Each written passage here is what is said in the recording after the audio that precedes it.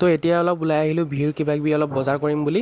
তো এতিয়া ফাৰ্ষ্ট বেলতলাত আহি পালোঁ। তো বেলতলাত ইমান এটা মানুহ নাই হ'লেও আছে। তো ইয়াতে অলপ কিবা কিবি বজাৰ কৰি লওঁ। তো তাৰপাছত যাম এতিয়া গণেশগুৰিত। তো এতিয়া গণেশগুৰি আহি পালোঁ আৰু এইবিলাক হয় গামোচাৰ চাদবিলাক। তো ধুনীয়া লাগে চাদবিলাক।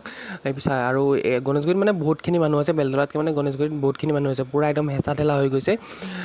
আৰু ইয়াৰ অলপ বাদাম চেক খাই ল'লোঁ, পূৰা গৰম ধৰিছে।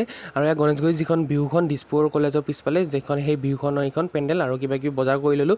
আৰু মানে বহুত কিবা কিবি বজাৰ কৰিবই আছে, পূৰা মানে গৰম ধৰি গৈছে। তো সেইটো কাৰণে মানে এনেকৈ দোকানখনতে অলপ বহি দিছোঁ। মায়ে কিবা কিবি চাই আছে, মই দোকানখনতে অলপ বহি দিছোঁ, পূৰা গৰম ধৰি গৈছে মানে।